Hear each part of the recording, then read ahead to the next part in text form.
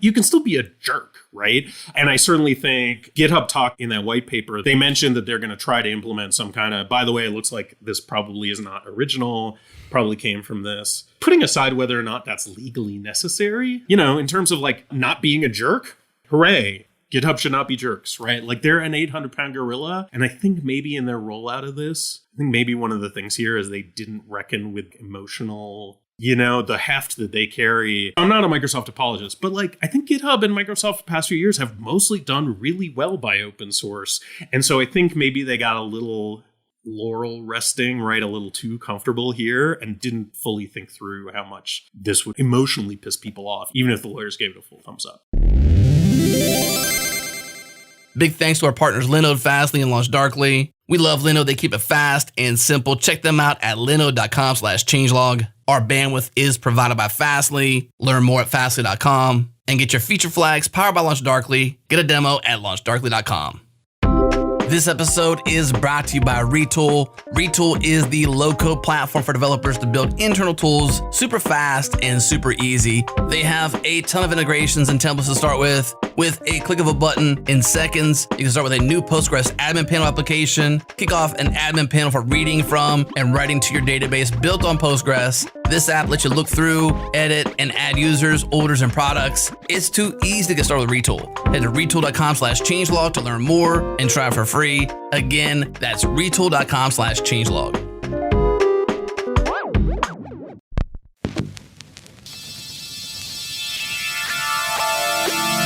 This is JS Party, your weekly celebration of JavaScript and the web.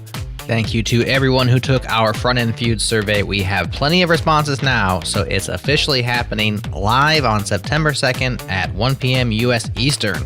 It's going to be a blast, so join live if you can make it. Once again, September 2nd on our YouTube channel, youtube.com/changelog. Okay, we have a great conversation for you today. Hey, it's party time, y'all.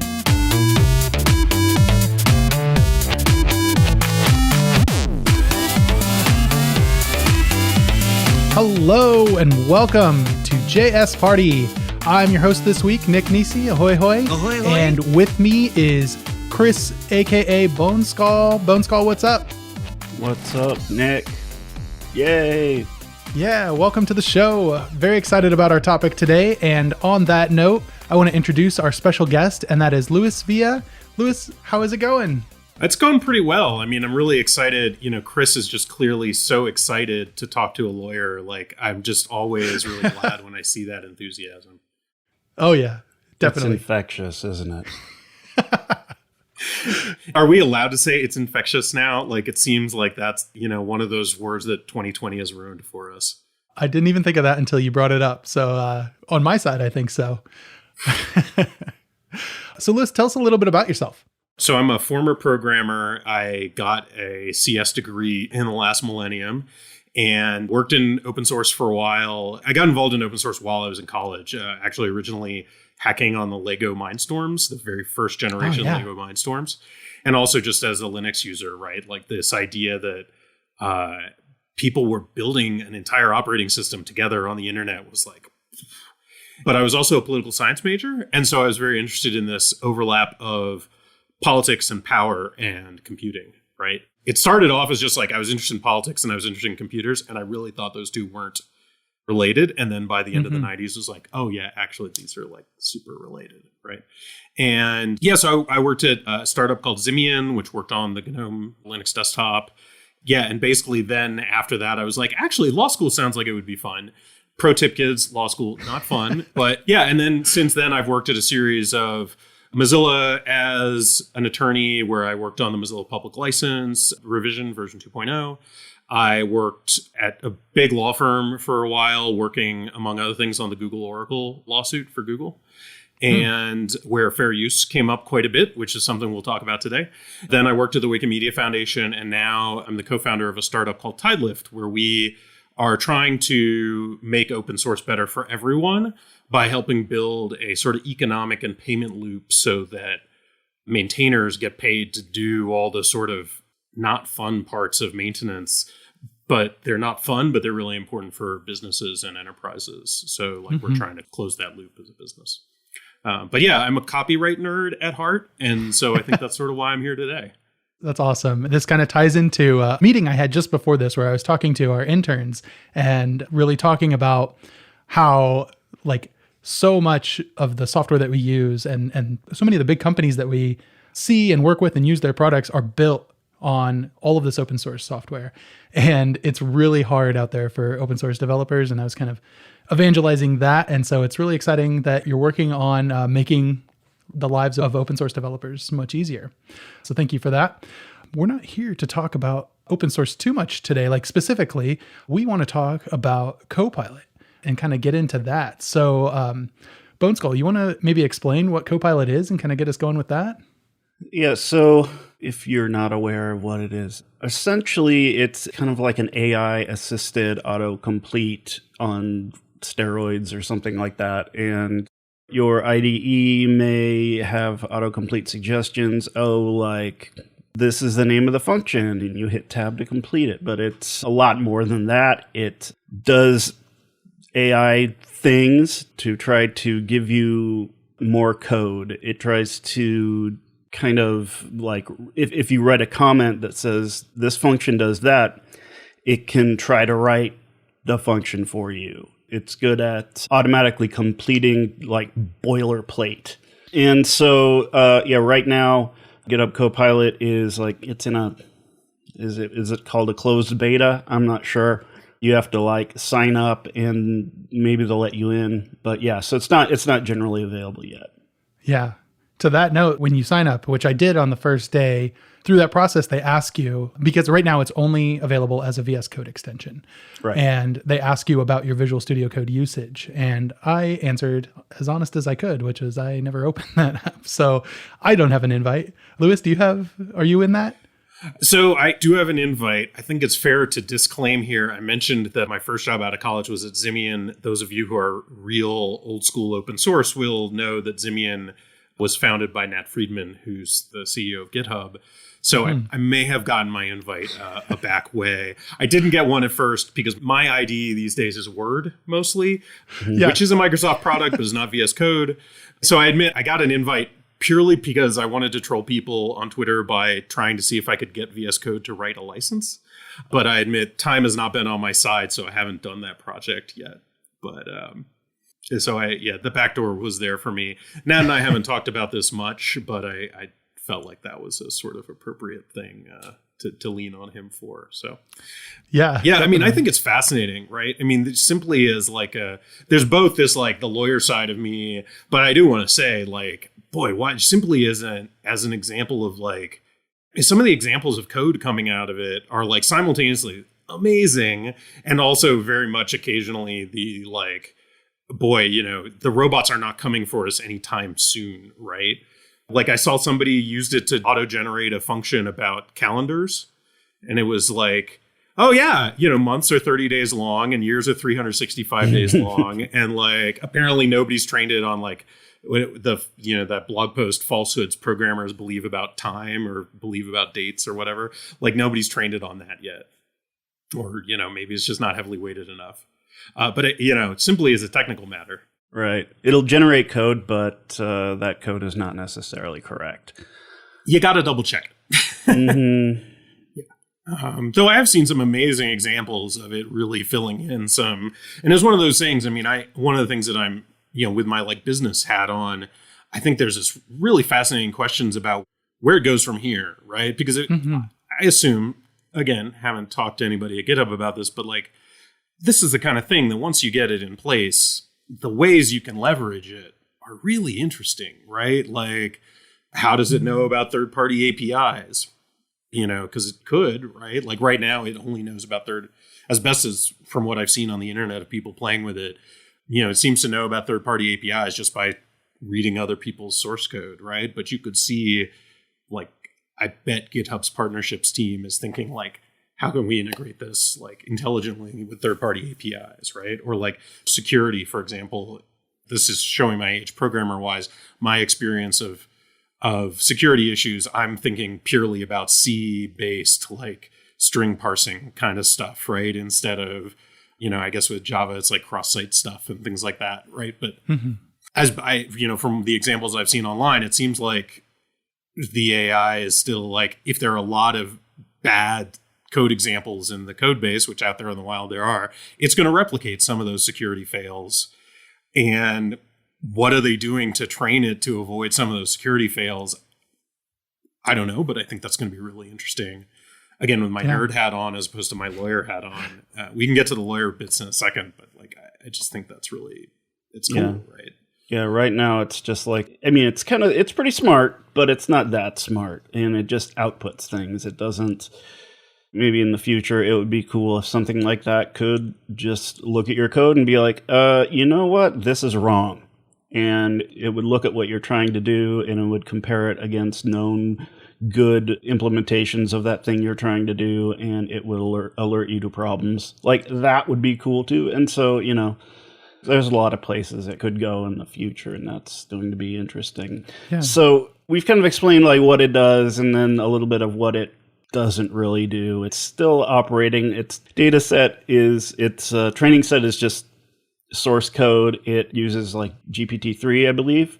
Yeah, OpenAI, whatever is behind the scenes for them. Yeah. Yep. And so it's just like dealing with a lot of text. But so when Copilot came out and people started playing with it, and then on Twitter, you see that you can give it certain prompts and it will actually generate code that may have been, I mean, it's kind of obvious that it's getting the code that it's writing from GitHub. And so that's anything on GitHub, right? And so a lot of people were kind of upset about this. So like, Lewis, why do you think people were upset about it? Boy, that's actually like a deceptively complicated question, right? Because I think there's so many layers of, people are upset for like very business reasons, right? Like, what if this code that's created is accidentally copyright infringing for my company, right? So like there's, I've heard, maybe they're apocryphal by now, right? But like I've definitely heard at least some CTOs, VPs saying, can't use this in our company's code base until there's a little more legal clarity, right? So that's one reason people are a little angry. Like, I think there's some sense that maybe GitHub was being a little sloppy about that, right? So that's one source of concern. Another source of concern is simply just the emotional, like, authors feel ownership over their code, right? Like that's a very deeply felt for a lot of people, certainly not for everybody, but for a lot of people, for a lot of authors, and that's not unique to code, right? It happens for authors of books and music as well. So we've seen some of the same kind of emotional reaction to like some people who get sampled, right? Some musicians who get sampled, they're like, oh, this is so awesome. Like my music is being reused, right? Like, 9 Inch Nails, their stuff got reused by, I've never actually said this out loud, so I may be mispronouncing, Lil Nas X, right? Like his stuff sampled from an old 9 Inch Nails track. And like 9 Inch Nails was like, cool, I finally have a #1 hit. Right. Whereas like a lot of other musicians that get sampled are like taking it to court. Right. Literally. Mm-hmm. So there's that like emotional component. And of course, there's like this added component of some people placed their code under licenses that are explicitly reciprocal. Right. The idea is that if you use part of my code, you've also got to share with the world your code. And the common name for those is copyleft, though I think reciprocal in this case really captures something important that copyleft doesn't necessarily convey, right? The idea is that there's supposed to be a sharing and sharing alike. And so a lot of people who deliberately chose to put their code under that license, were pretty frustrated about that. And so, all those things sort of layered on top of each other to produce some pretty negative responses. Yeah, kind of stepping back before we dig more into that, to like the legal side of it, I just wanted to disclaim that I haven't used it yet. I have used a similar tool, I think, called Tab9, which was kind of doing a similar AI completion thing, but I don't think it was like completing full functions. It was more like, oh, I see you're, naming a variable like this. This is a very common variable name or something, and would autocomplete it. I ended up turning it off because it was more noisy than helpful often. But I'm sure it's growing and getting better and all of that. But from an outsider's perspective, looking at it, there are definitely like good and bad that I've seen from it. When I first saw it, it was like, whoa, this is just amazing. And not necessarily thinking, it's going to take my job tomorrow or anything like that.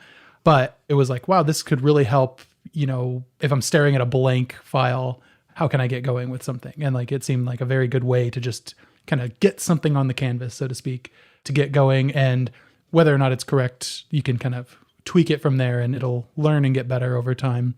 It was also impressive that it didn't go like the route of some other AI stuff that's come out over the years. Like Microsoft Tay is very coming to mind. It's good that it's not just immediately like going that route with, I don't know, very racist code or something like that.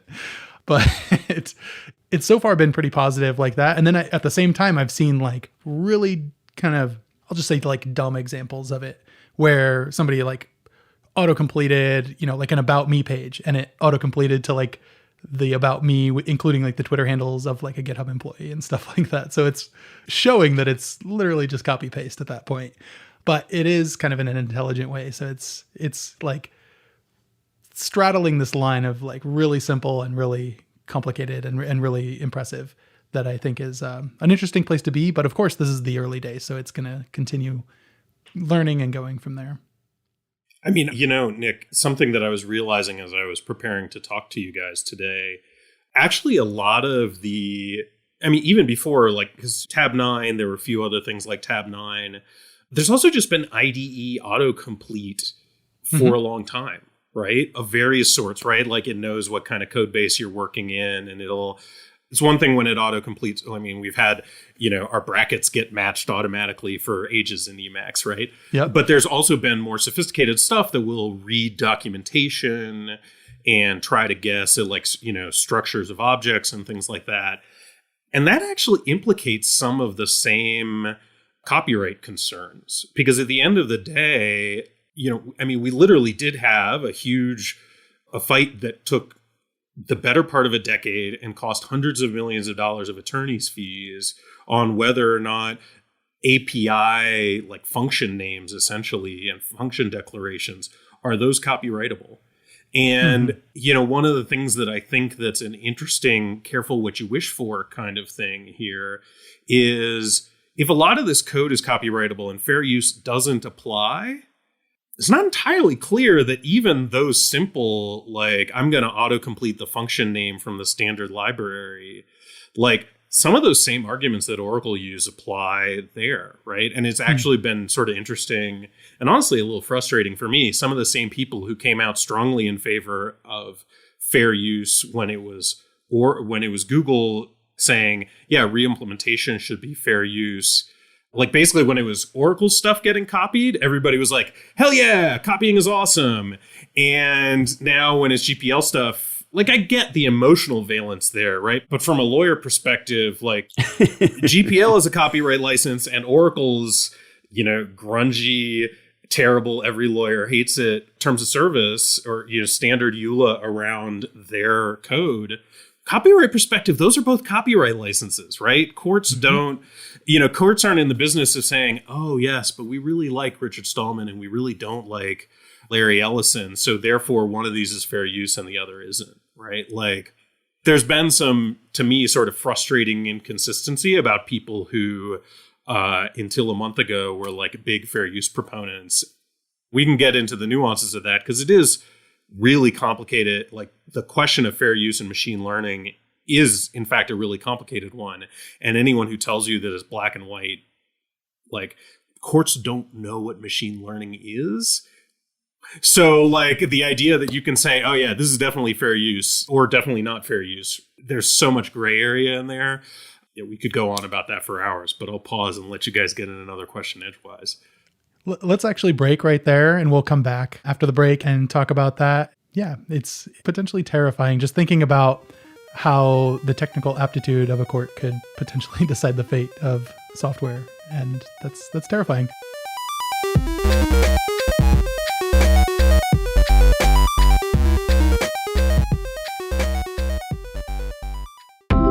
What's up, party people? This episode is brought to you by Micro. Micro, aka M3O, is a new cloud platform built for developers by developers. Our good friend Azam Aslam is leading this. And if you're tired of AWS and feeling overwhelmed by the cloud, infinite billing, and an endless sea of docs, it is time for a change. The Micro team is reimagining the cloud for the next generation. M3O is a new developer-friendly platform to explore, search, and use simpler APIs for everyday consumption all in one place. Get access to the APIs you need in one click and test them right there on the web before using them. Simple, fast, and affordable. You won't get burned by bottomless billing. You top up your account and pay as you go. And right now, they're in early development and building out the first set of APIs, and they're looking for feedback from developers. Sign up and get $5 in free credits. Kick the tires, give them your input so they can build the best APIs you want to use every single day. Learn more at m3o.com. Again, m3o.com.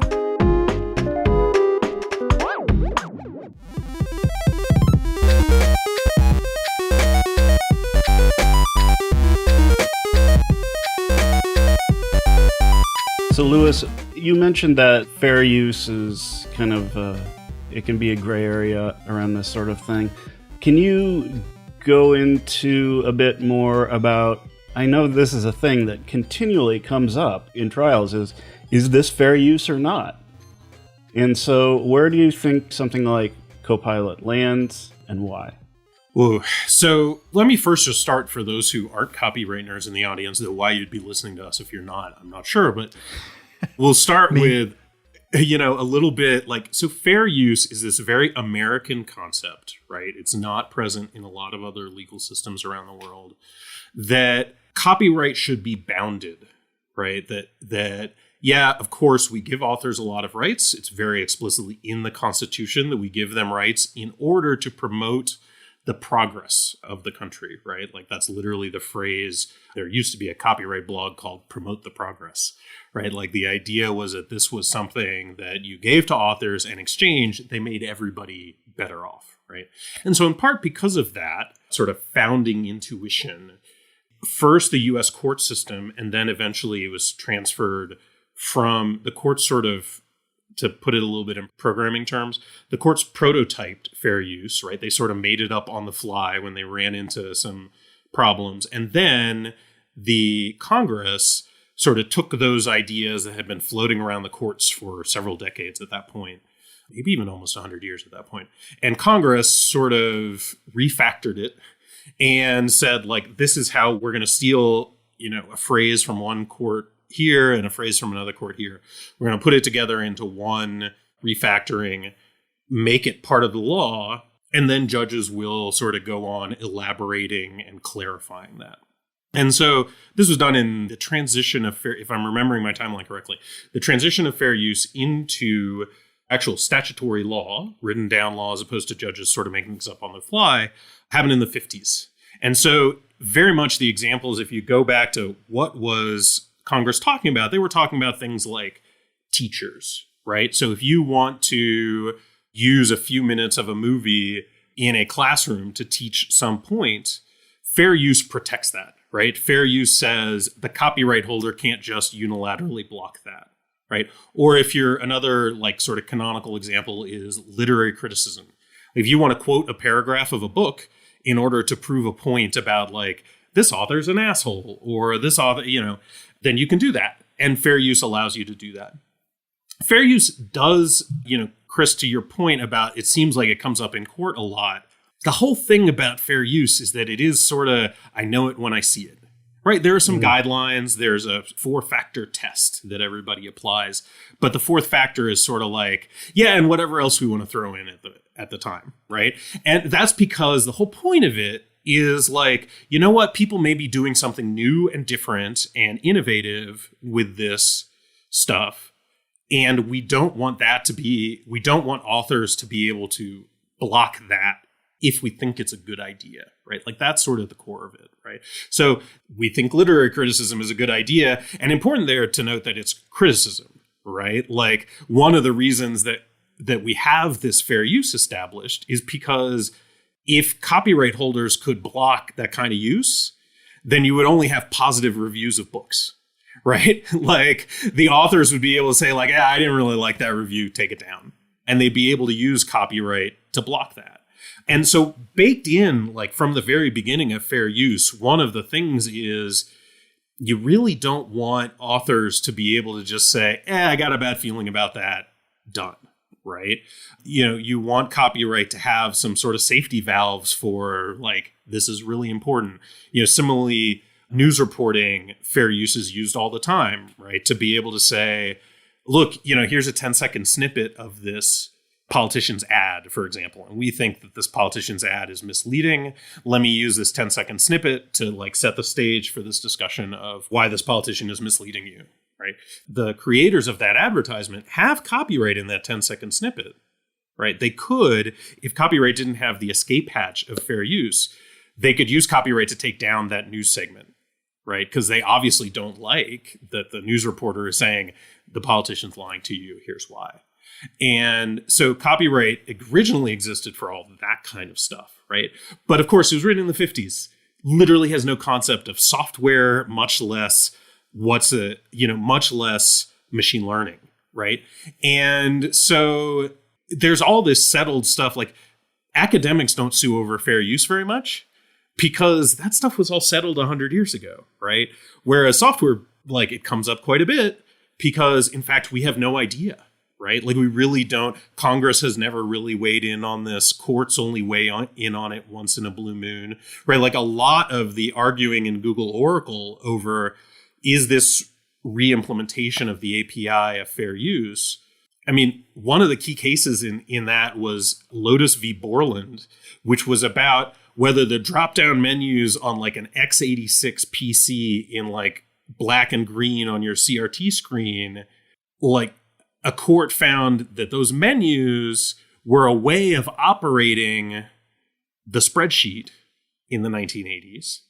And like, so here we were 30 years later, and we're trying to, like, one of the things, Nick, you mentioned about judges, how much tech do they know? We were trying to tell them like, well, look, the API is sort of like a menu in a spreadsheet in the 1980s.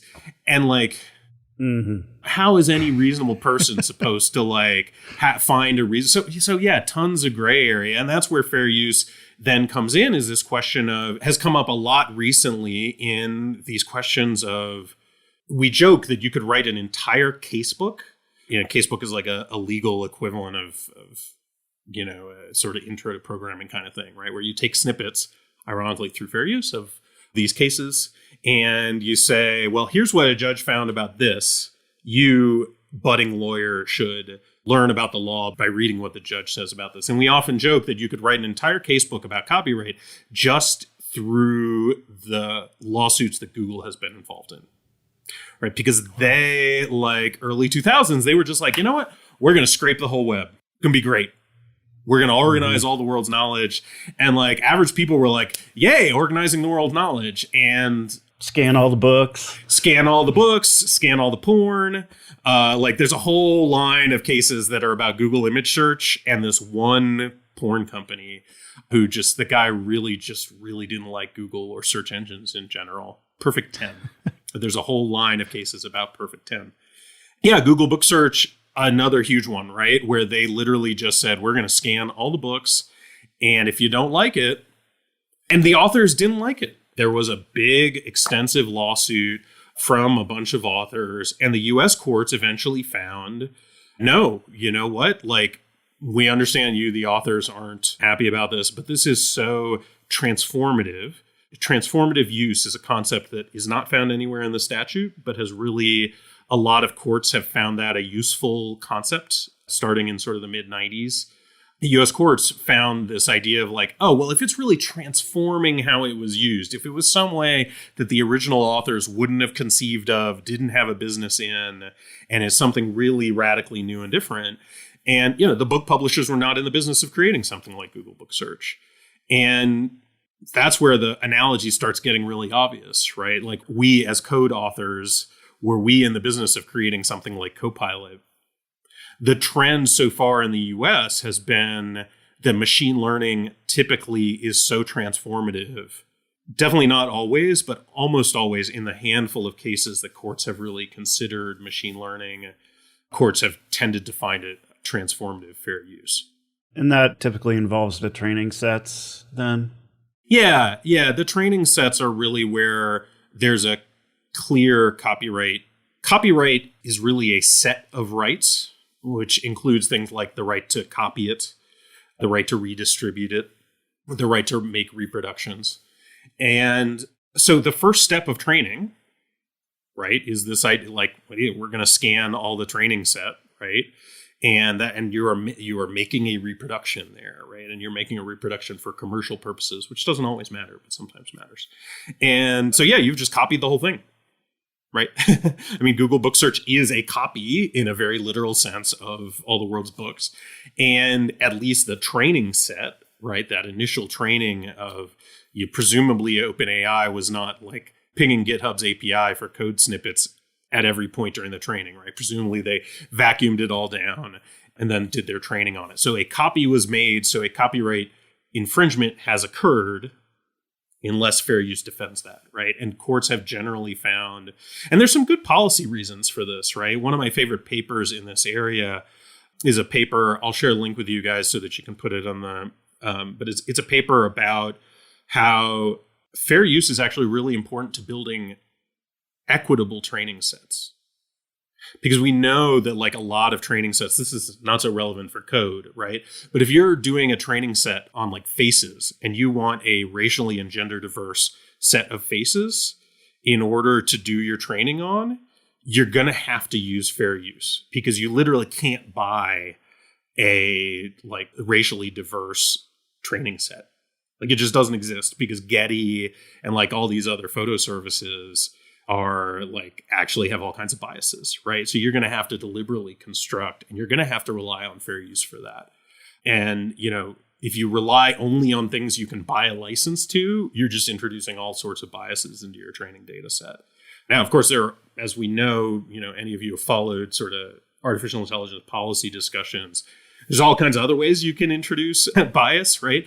But like fair use is one of the good tools, one of the few good tools we have to remedy that in like the AI space more generally. Again, that hasn't come up, Nick, as you mentioned, like, Microsoft Tay or whatever, like those kinds of, I haven't seen any egregious examples. I'm actually really curious. My first job out of college with Zimian was as a QA guy. And I am deadly curious what kind of QA they did around like, race and gender and things like that. Because an obvious like use case is something like, Copilot, build me a gender selector drop down, right? And that's like a fraught.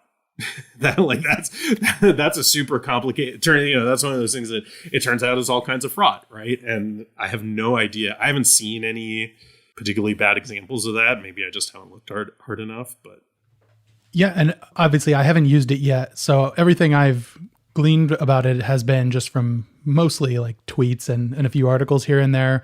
But one that comes to mind in particular is Cassidy Williams from Netlify. She does like a live stream coding thing every week. And at least one week she did like a, showing off Copilot on the stream thing and was specifically trying to make it be biased about something. So, she was writing comments in Spanish. I could be misremembering, but maybe like a gender dropdown was like an example of that. And overall, just like gleaning from her tweets about it, it was overall like pretty positive. It wasn't going to any dark places with that. And so like that's probably where like a lot of secret sauce comes in to really take the training data and make it into something that is not only usable, but is also like ethically in bounds. I can't wait. One of these days, somebody's going to write a guide to regression testing your AI, right? That's going to have whole chapters on like, so, okay, you've regression tested your AI and it basically does what you want. Now let's test it and see how racist it is, right? Because at some level you do like, because we can't entirely peer inside the black box, there's going to be, right? Like we have to do, if GitHub didn't screw that up, they must have deliberately had some people poking at it with exactly those kinds of examples that Cassidy was trying. Which does actually get us to one of the interesting, I think one of the things that might come out a little bit in our conversation is a little bit of frustration at times around, there are really interesting legal and policy questions around this. Most of the discussion online was not really about the interesting, so much of it was emotional, frustrated, which I get, right? Like, I mean, I'm a big proponent of copyleft. Like, somebody challenged my like copyleft bona fides on Twitter, and I was like, I literally don't think I can fit all the copyleft licenses that I've advised on into one tweet. And there aren't that many of them, right? And so, like, I get it, right? Like, I do believe in reciprocity as an important part of how we build software. But at the same time, we've also always, like, a lot of old school copyleft folks have also been old school fair use folks. And so, like, this is a little bit of, I think there was some tension there and some frustration on both sides of that discussion, right? Yeah. Which came through. Welcome to Arguing on the Internet.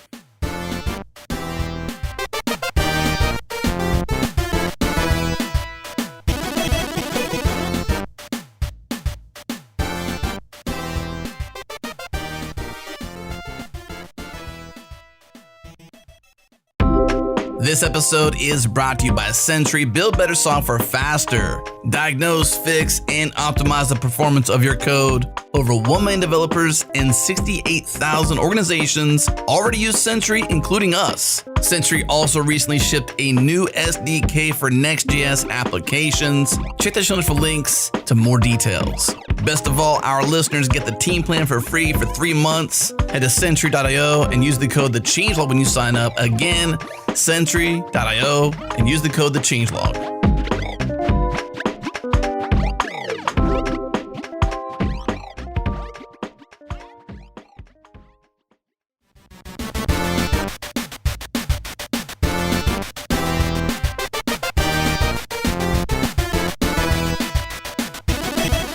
Taking like maybe a step back from this and kind of thinking about this from like a software perspective and specifically like a software license perspective, maybe I misstating like the overall argument around that, but is it considered fair use because it's just training off of like potentially like certainly licensed code and not necessarily like running it? And if it were doing something to like run it, would that change the way that it might be perceived?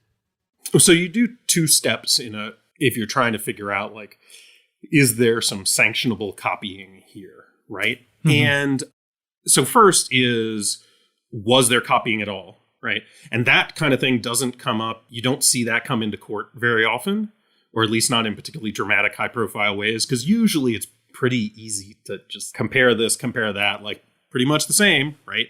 That's sort of step one of your analysis. And here, it's important to distinguish that there's two possible stages at which copyright infringement could have occurred, right? There's, did GitHub infringe people's copyright? And are people who are using Copilot infringing the copyright, right? And the answers to those may be different.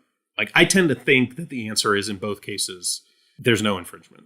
Right. Like, that's sort of my bottom line. But it's important to like distinguish between those two, because you can see a world, right? Like, there's definitely arguments to be made that GitHub is infringing, but the user of Copilot is not. Right. And so let me get into a little bit why that is. Right. So when you're looking at fair use, I mentioned the sort of transformative concept. But before we get to that, there's these 4 rules. And I can't believe maybe I've had a longer morning than I thought. I should normally be able to rattle them off, but we'll go through them one by one, and I will really try to remember the 4th one by the time I get to it. So one is like the nature of the taking, right? So like, are you doing this for like some kind of societally advancing purpose or not, right? And this is where things like teachers get much more of a flexibility than like a rival book publisher. Right. Another is how much did you copy? And so like, it is one thing. So this is one of the key ways in which how GitHub is copied and how a Copilot user might copy is very different, because Copilot undoubtedly at some point in the process copied the whole thing. Right. And so a court looks differently at, did you copy the whole thing versus did you copy, one function fragment out of a giant. This came up in the Oracle Google trial because Google, well, really Apache, but we'll say Google for simplicity, really only copied like one type of thing, right? Like they copied, I used to have these numbers right on top of my brain. It's a really good sign that I don't remember them exactly anymore. But like, it's basically like 10,000 lines of API names and, function names, but they didn't copy the other several million lines of the implementation, right? Like that was they just re-implemented them, right? They carefully re-implemented them. Right. And so a court will look at that and say, it looks like actually not much of this was copied. Right. Mm-hmm. But this is where it gets a little complicated. Right. And again, why does this go to courts to decide these things?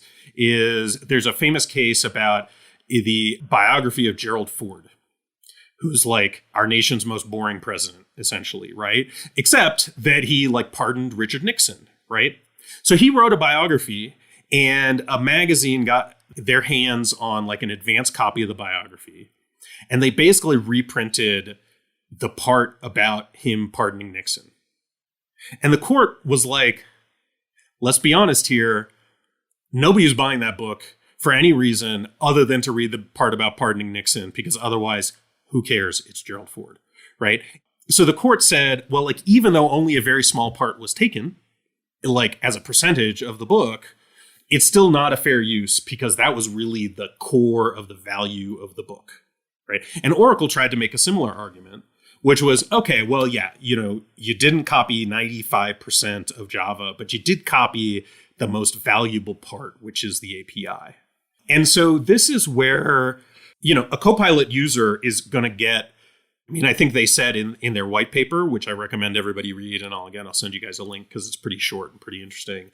They say something like, in their internal testing, something like 0.1% of suggestions actually matched back to, like when they did a sampled thing, only like 0.1% of suggestions looked like they were copied from another source, right? The other 99.9% were original. Mm-hmm. Original in the sense of like being created by the machine learning. AI. Yeah, by the AI.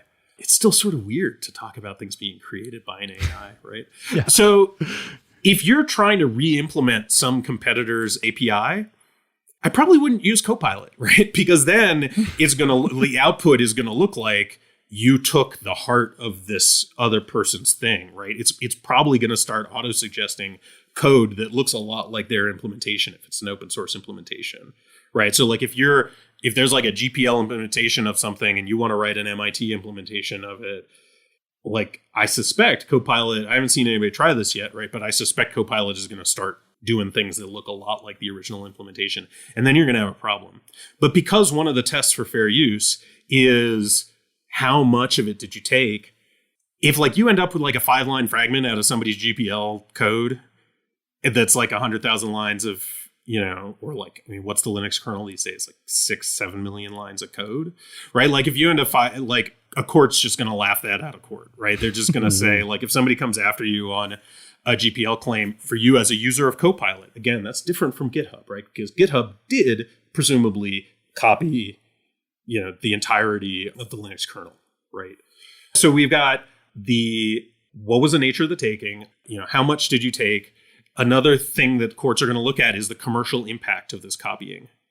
And so like, again, GitHub, like potentially big, since they're copying the whole thing and they're a big corporate competitor, like possibly some big, for you as a user of Copilot, like you were not, like that company was not trying to sell you 5 lines of code. They weren't trying to license 5 lines of code to you. And you weren't looking to buy 5 lines of code, right? You were just going to write it yourself anyway. And so a court, again, is going to look somewhat skeptically at, and this is, something we know from the Google Book Search case, right? That a court's going to say like, well, you all weren't selling snippet search of your book. So like, you're not, and in fact, if anything, and this is a key difference from Google Book Search to Copilot, the court found in that case that actually this is going to help you sell more books, right? Because people are going to find books. There's a limitation on how much gets shown. So, and there's a buy button right there. There's no equivalent to that in, you could see maybe GitHub will do something like, by the way, it looks like you copied this from the Linux kernel. Click here to do GitHub sponsors. Like, that might be a little tacky, right? But like you could see that as a thing that they could do in the future, perhaps.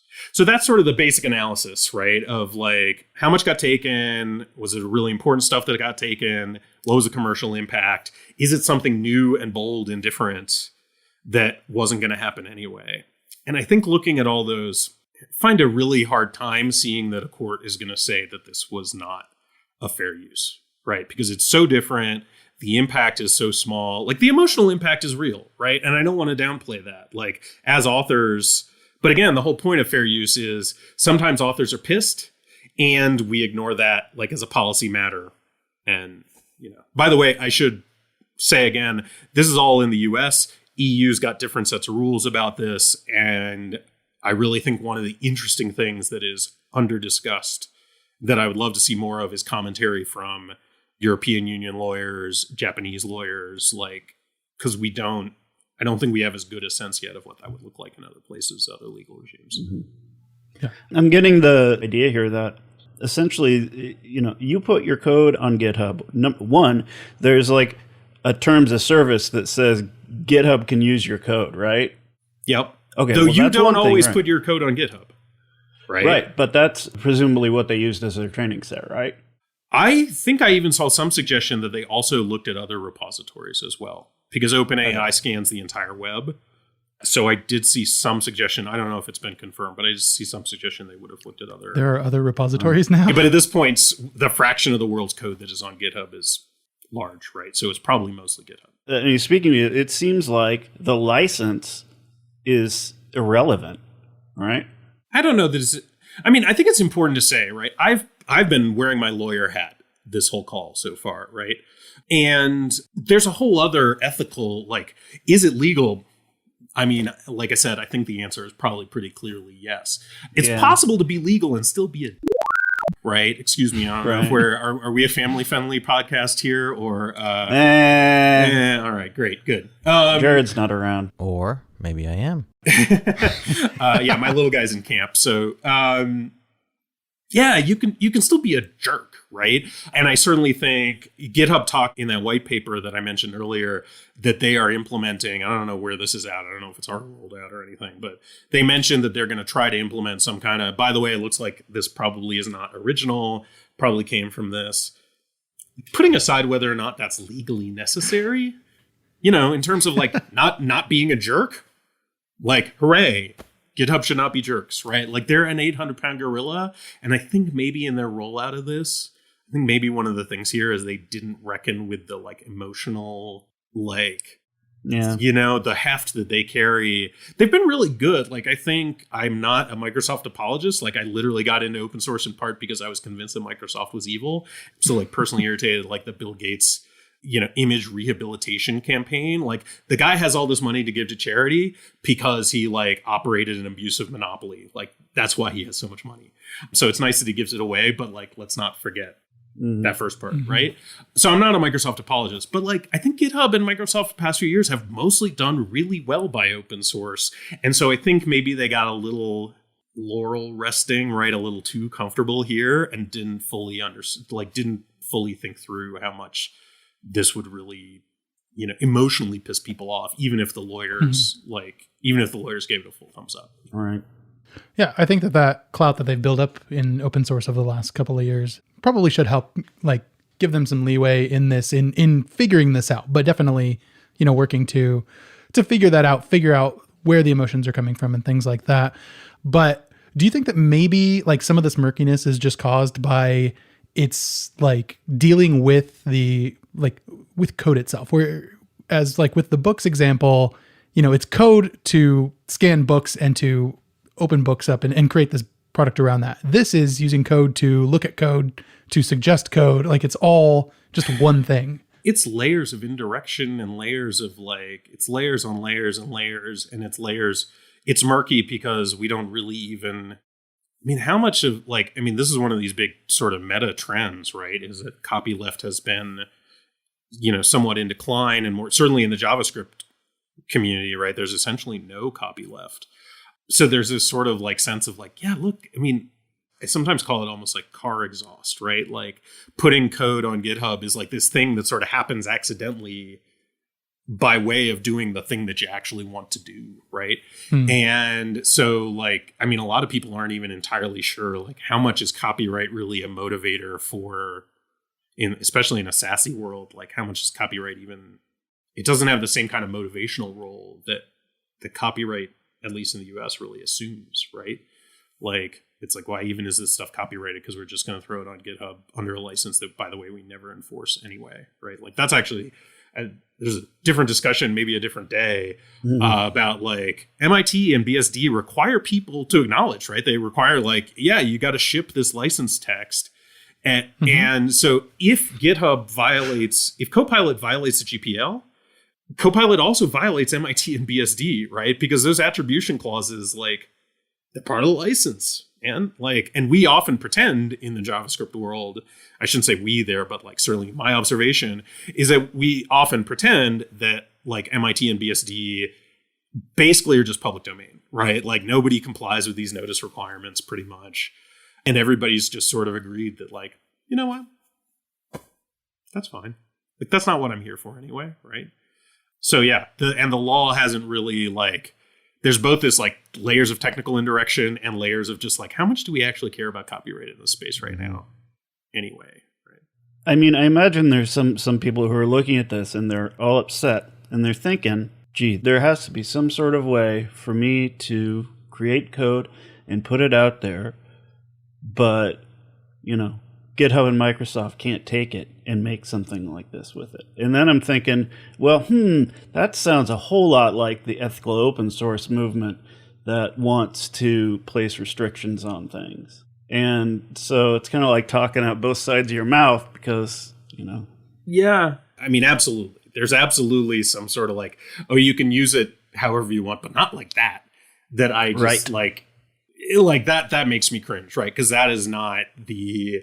Matthew Garrett, who's a former FSF board member, has written really eloquently on this in a long blog post on like his vision of software freedom is very much about tearing down the copyright system, right? Like in his view, he thinks that like he got into free software in part because the whole idea was more people should have access to more source code and we should have fewer restrictions on how it's used, right? And GPL was a tool to get to that end, but in his blog post, he talks about how we should be cheering on something that helps break down some of those barriers, right? Again, I tend to, as a longtime card-carrying FSF member until the recent leadership stuff, you know, I mean, I agree, right? Like, I think it's actually really interesting. A lot of these copyleft licenses have clauses in them that very specifically say, this is limited by fair use, right? If there's a fair use, and that's sort of redundant, right? Like in some sense, like you don't have to write that into the license because it's already part of the law, right? So it's sort of like it's belts and suspenders, but like it was also, we put those in there. And I say we, because literally I helped put some of those into these licenses. We put those in there because it was a statement that like fair use is important to us as like an ethical concern, not just a legal concern. And so to see some people being like, oh yeah, I love fair use when I get to fair use things, but like when you're fair using my stuff, like, for those of you on the podcast who can't see my facial expressions, there's a lot of hand waving and like grimacing right now. I'd love if you could share that blog post URL. Yeah, I'll do that. So we can provide it to our listeners. Yeah, we'll do. Yeah, there's been a ton of fun writing about this. I can definitely send a few links. A former member of the European Parliament from the Pirate Party wrote a really good thing about it from an EU perspective. Because the EU, interestingly, actually did reform their copyright laws a couple of years ago. As I think I can say this without being too political, but Congress in the US, not real effective at like passing laws, right? Especially when there are like big lobbying companies involved, which a lot of the tech companies are these days. The EU passed a rule that specifically said that machine learning is, interestingly, opt-out. So you can, in the EU, write a license that says you can't use this stuff for machine learning. But you have to explicitly say you can't use this stuff for machine learning. Are we going to have robots.txt inside of our Git repos now? I bet it's coming. In fact, actually, there's a W3C working group on exactly that. I forget that. Really? I'll send a link to the working group. It's actually one of the fun things about this for me is learning, like, because my day job is very much like not machine learning, I have not stayed super in touch with it. There's this project called Eleutheri. I don't know if I'm pronouncing it right, but that's like it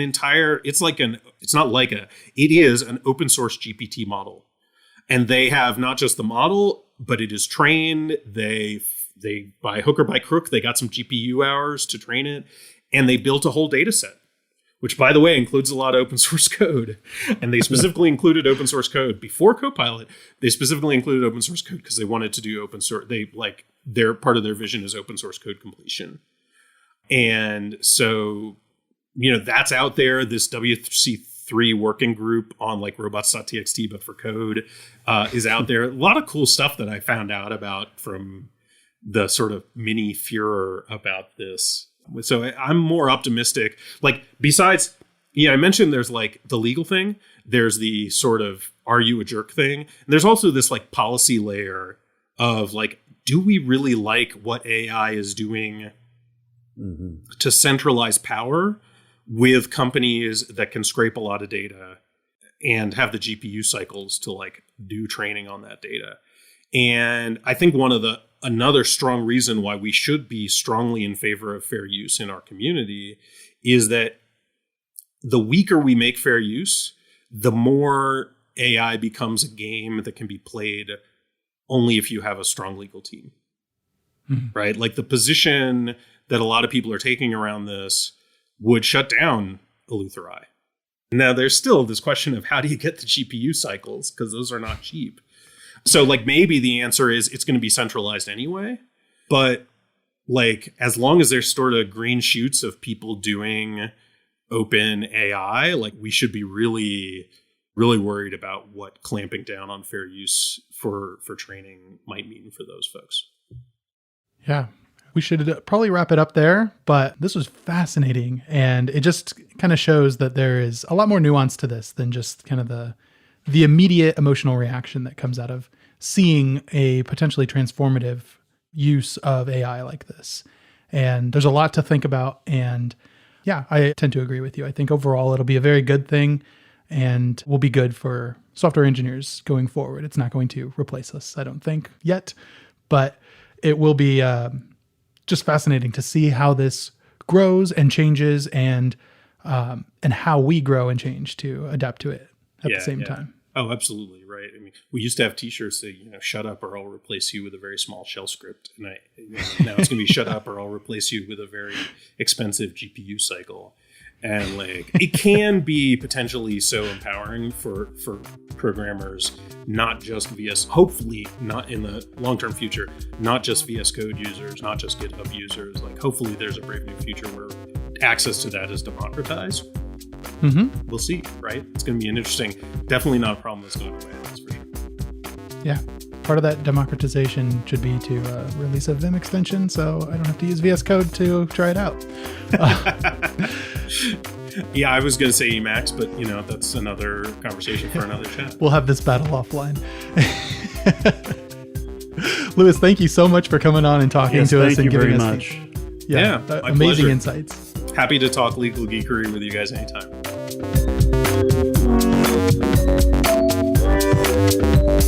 We have a bunch of podcasts for you at changelog.com. If you need a place to start, I personally recommend episode number 443, Exploring Dinoland with Ryan Dahl. And while you're at it, also check out episode number 435. That one's called The Future of the Web is HTML Over the Wire. Of course, the Galaxy Brain move is to hop on our master feed, dry up your podcast subscriptions, and get all Changelog shows in one easy location.